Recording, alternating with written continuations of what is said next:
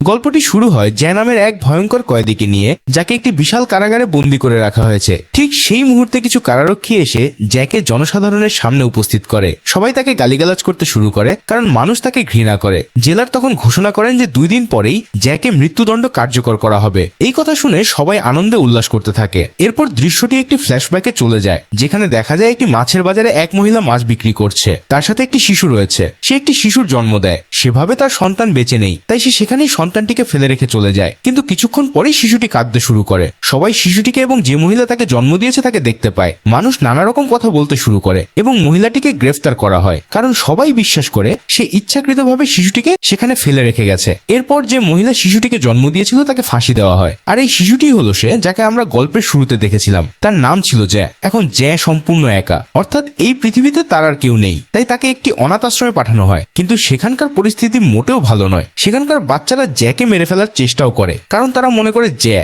সেখানে এলে তাদের মধ্যে কেউ একজন মরে যাবে। তখন এই অনাথ আশ্রমের মালিক একজন মহিলা সেই বাচ্চাদের কাছে আসেন এবং তিনি সেই সব বাচ্চাদের মেরে ফেলতে শুরু করেন। এভাবে ধীরে ধীরে সময় কেটে যায় এবং জ্যা এখন 5 বছর বয়সী হয়ে ওঠে। কিন্তু 5 বছর হয়ে যাওয়ার পরেও, এমনকি এরপরেও জ্যা একটি কথাও বলেনি। আসলে জ্যা কথা বলতে পারে না, কিন্তু তার ঘ্রাণ শক্তি অত্যন্ত প্রখর। সে যে কোনো জিনিস শুঁকেই বলে দিতে পারে সেটা কি। জ্যা ধীরে ধীরে অনাথ আশ্রমে তার সময় কাটাতে থাকে এবং এখন সে 13 বছর বয়সী। 13 বছর পর অনাথ আশ্রমের মালিক জ্যাকে বিক্রি করার সিদ্ধান্ত নেন এবং তিনি জ্যাকে একজন চামড়া বিক্রেতার কাছে বিক্রি করে দেন। তাকে বিক্রি করার সাথে সাথে কিছু ডাকাত তাকে হত্যা করে তার টাকা নিয়ে পালিয়ে যায়। আসলে জ্যার ভেতরে এমন কিছু বিশেষ জিনিস আছে যে তাকে নিজের থেকে দূরে নিয়ে যায়। সে কোনো না কোনোভাবে মারা যায়, যেমন তার মা মারা গিয়েছিল যখন সে ছোট ছিল এবং এই অনাথ আশ্রম পরিচালনাকারী মহিলাও তাই হয়েছিল। এখন যে লোকটি জ্যাকে কিনেছিল সে তাকে সাথে নিয়ে যায় এবং তাকে দিয়ে প্রচুর কাজ করায়। তারপর লোকটি জ্যাকে প্যারিসের একটি বাজারে নিয়ে যায়, যেখানে জ্যা হঠাৎ একটি সুগন্ধ পায়। সে সেই গন্ধের পিছু নিতে শুরু করে এবং একটি শোরুমের সামনে এসে থামে। এই শোরুমটি একটি পারফিউমের দোকান, যেখানে মানুষ পারফিউম পরীক্ষা করে দেখছে। জ্যা এই সুগন্ধটিকে অত্যন্ত আকর্ষণীয় মনে করে। তারপর সে আরেকটি সুগন্ধ পায় এবং সেটার পিছু নিতে গিয়ে দেখে এটি একজন ফল বিক্রেতার কাছ থেকে আসছে। সে তার কাছে এগিয়ে যায়। মেয়েটি তার আচরণে ভয় পেয়ে যায়। মেয়েটি মনে করে জ্যা বুঝি ক্ষুধার্ত, তাই সে তাকে 2টো ফল দেয়। কিন্তু জ্যা তার হাত ধরে শুকতে থাকে, যা মেয়েটিকে আরো বেশি ভয় পেয়ে দেয় এবং সে দৌড়ে পালায়। কিন্তু জ্যার ঘ্রাণ শক্তি অতিমানবীয়, তাই সে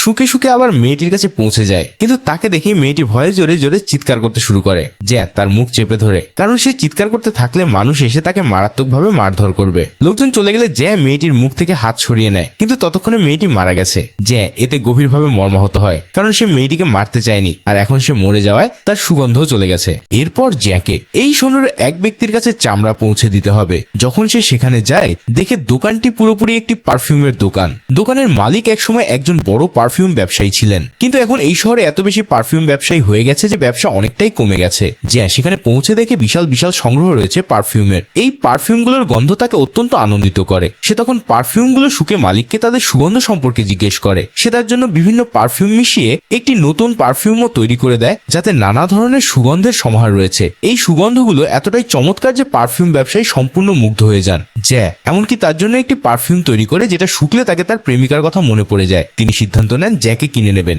যাতে সে নতুন নতুন পারফিউম তৈরি করতে পারে এবং তার হারানো সুনাম ফিরিয়ে আনতে পারে। তিনি তখন আগের লোকটির কাছ থেকে জ্যাকে কিনে নেন এবং যথারীতি সেই লোকটিও মারা যায়। পরিস্থিতি স্বাভাবিক হয়ে আসে এবং এখন জ্যা একজন পারফিউম ব্যবসায়ীর সাথে থাকছে। ব্যবসায়ী জ্যাকে বোঝান কিভাবে পারফিউম তৈরি করতে হয়। তিনি তাকে এও বলেন যে পৃথিবীতে 12 ধরনের পারফিউম রয়েছে এবং 13তম কেউ কখনো তৈরি করতে পারেনি। যদি কেউ 13তম পারফিউম তৈরি করতে পারে, তাহলে সেটিই হবে পৃথিবীর সেরা পারফিউম। জ্যা ঘোষণা করে সে অবশ্যই 13তম পারফিউম তৈরি করবে। যার কারণে পারফিউম ব্যবসায়ী আবার সারা প্যারিসে বিখ্যাত হয়ে ওঠেন এবং তিনি অত্যন্ত আনন্দিত হন। তিনি জ্যাকে পারফিউম তৈরির সমস্ত প্রয়োজনীয় তথ্য দেন। তিনি পদ্ধতিগুলো বুঝিয়ে দেন, কিন্তু জ্যা সেগুলোতে সন্তুষ্ট নয়, কারণ এই পদ্ধতিগুলো কোনো না কোনোভাবে ত্রুটিপূর্ণ, যার ফলে সে 13তম পারফিউম তৈরি করতে পারছে না। এতে সে হতাশ হয়ে পড়ে এবং অসুস্থ হয়ে যায়। তার অসুস্থতা পারফিউম ব্যবসায়ীকে গভীরভাবে চিন্তিত করে তোলে, কারণ জ্যার কিছু হয়ে গেলে তিনি আবার ব্যর্থ হবেন। তিনি জ্যাকে বলেন যে 13তম পারফিউম তৈরির পদ্ধতি শিখতে হলে তাকে ফ্রান্সের ক্রোশবিতে যেতে হবে, কিন্তু রওনা দেওয়ার আগে তাকে পারফিউম ব্যবসায়ীর কাছ থেকে পরামর্শ নিতে হবে। এক ব্যবসায়ীর কাছ থেকে যে 100 ধরনের পারফিউম তৈরির পদ্ধতি শিখে নেয়। তিনি তখন তাকে সমস্ত ভ্রমণের কাগজপত্র দিয়ে দেন। যে পায়ে হেঁটে ফ্রান্সের উদ্দেশ্যে রওনা হয়। যে বের হওয়ার সাথে সাথেই পারফিউম ব্যবসায়ীর বাড়িটি ভেঙে পড়ে এবং তিনি মারা যান। এরপর দেখা যায় ক্রোসোর দিকে যাওয়ার রাস্তায় হাঁটছে। সে দুটো পথ দেখতে পায়, একটি গ্রামের দিকে এবং অন্যটি বনের দিকে। যে পাহাড় ও বনের মধ্যে দিয়ে যাওয়ার পথটি বেছে নেয়। মূলত যে একটি সিদ্ধান্ত নিয়েছে, সিদ্ধান্ত নেয় দুনিয়া, সমাজ এবং মানুষ থেকে নিজেকে আলাদা করে বনের মধ্যে একা বাস করবে। তাই সে পথের মাঝে একটি গুহায় গিয়ে বাস করার সিদ্ধান্ত নেয়। পরবর্তী কয়েকদিন সে সেখানেই থাকে। এক রাতে সে স্বপ্ন দেখে। স্বপ্নে সে সেই একই মেয়েকে দেখে যে ফল বিক্রি করত, যার শরীর থেকে সুগন্ধ বের হচ্ছিল। হঠাৎ তার চোখ খুলে যায় এবং সে দেখে চারদিকে কেউ নেই। তখন সে নিজের হাত শুকে দেখে এবং তখনই বুঝতে পারে যে তার নিজের শরীরে কোনো গন্ধ নেই। তাই যে উপলব্ধি করে যে মানুষ থেকে আলাদা থাকার কোনো প্রয়োজন নেই, তার শরীরের গন্ধই মানুষকে আকর্ষণীয় করে তোলে। সে ক্রাসোতে যাওয়ার সিদ্ধান্ত নেয় এবং রওনা হয়। পথে সে ফল বিক্রেতার শরীরের গন্ধের মতো একটি পরিচিত সুগন্ধ পায়। সে দেখে একজন লোক দুটো ঘোড়া নিয়ে তার দিকে এগিয়ে আসছে। আসলে ঘোড়ার পিঠে বসা দুজনের একজন একটি মেয়ে। এটা দেখে যে মেয়েটির পিছু নিতে শুরু করে। মেয়েটি ক্রাসোস শহরের একটি বিলাসবহুল বাড়িতে চলে যায়। এটি অ্যান্টোয়ান নামে একজন অত্যন্ত ধনী ব্যক্তির বাড়ি। আর ঘোড়ার গাড়িতে থাকা মেয়েটি হলো সেই ধনী ব্যক্তিরই মেয়ে, যার নাম লোরা। লোরা অত্যন্ত সুন্দরী। এখন যে ক্রাসোসে কাজ শুরু করে। সে একজন মহিলার হয়ে কাজ করে। সেখানে সে প্রাণীর চর্বি থেকে সুগন্ধ বের করার দুটি ভিন্ন পদ্ধতি শেখে এবং এখন সেই পদ্ধতিগুলো মানুষের উপর প্রয়োগ করতে চায়। আসলে যে এখন চায় সমস্ত 13টি সুগন্ধ আলাদা আলাদা বোতলে সংরক্ষণ করতে। তাই সে একটি মেয়েকে ধরে এবং সেখানে শেখা প্রথম পদ্ধতিটি তার উপর প্রয়োগ করে। কিন্তু সে সম্পূর্ণ এই পদ্ধতিতে ব্যর্থ হয়। তখন সে আরেকটি মেয়েকে ডেকে তাকে হত্যা করে এবং ভিন্ন একটি পদ্ধতি প্রয়োগ করে, যা সম্পূর্ণ সফল হয়। এর মানে হলো সে চর্বি থেকে সুগন্ধ বের করার শিল্প আয়ত্ত করে ফেলেছে। এখন যে মেয়েদের ত্বক থেকে বিভিন্ন ধরনের সুগন্ধ তৈরি করতে চায়। তাই সে লোরার পার্টিতে যায়। সে লোরাকে আক্রমণ করে এবং তাকে অপহরণের চেষ্টা করে, কিন্তু ব্যর্থ হয়। তবে এই পার্টি থেকে দুজন যমজ বোন উধাও হয়ে যায়। এরপর দেখানো হয় যে দুটি ভিন্ন সুগন্ধ তৈরি করেছে, যা থেকে বোঝা যায় যে দুজন মেয়েকেই অপহরণ করে হত্যা করেছে। এরপর একে একে মেয়েদের অপহরণ করতে থাকে এবং এখন তার কাছে 12টি বোতল রয়েছে, প্রতিটিতে আলাদা আলাদা সুগন্ধ।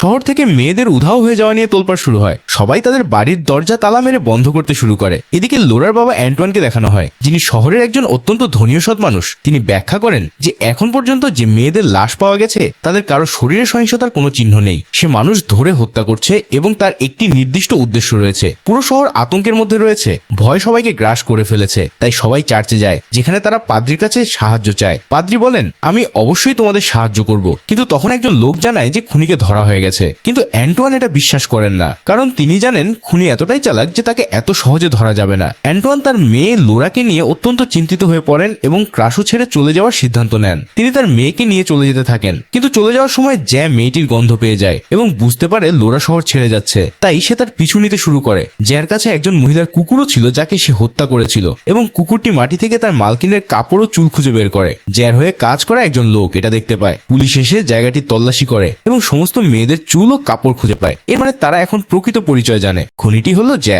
লোরার বাবা অ্যান্টোয়ানকে দেখানো হয় একটি হোটেলে থাকতে। তিনি লোরার ঘরের চাবি নিজের কাছে রাখেন, কিন্তু রাতে যখন তিনি ঘুমাচ্ছিলেন তখন জ্যা এসে পৌঁছায়। সে লোরার ঘরের চাবি তুলে নেয়, ঘরে প্রবেশ করে। পরে সকালে দেখা যায় জ্যার কাছে আরেকটি নতুন পারফিউমের বোতল রয়েছে। এতেই বোঝা যায় লোরা আর বেঁচে নেই। এখন জ্যা তার তৈরি করা সমস্ত বিভিন্ন সুগন্ধের বোতলগুলো একটি বোতলে মিশিয়ে তম সুগন্ধ তৈরি করে। কিন্তু ঠিক সেই মুহূর্তে বেশ কয়েকজন সৈন্য এসে জ্যাকে গ্রেফতার করে। এরপর দৃশ্যটি আবার বর্তমানে ফিরে আসে, যেখানে আজই জ্যার মৃত্যুদণ্ড কার্যকর করা হবে। দূর দূরান্ত থেকে মানুষ এসে ভিড় করেছে। এখানে দেখানো হয় জ্যাকে যে টম পারফিউম তৈরি করে ফেলেছে। সে সেটা সারা শরীরে মেখে নিয়েছে। যখন সে সেই লোকটির কাছে যায় যে জ্যাকে মৃত্যুদণ্ড দেবে, সেই লোকটি জ্যার পায়ে পড়ে যায় এবং ঘোষণা করে যে জ্যা নির্দোষ। আসলে জ্যার শরীর থেকে বের হওয়া 13তম পারফিউমের সুগন্ধ সেই লোকটিকে সম্পূর্ণ বদলে দিয়েছে। সে পুরোপুরি মুগ্ধ হয়ে গেছে।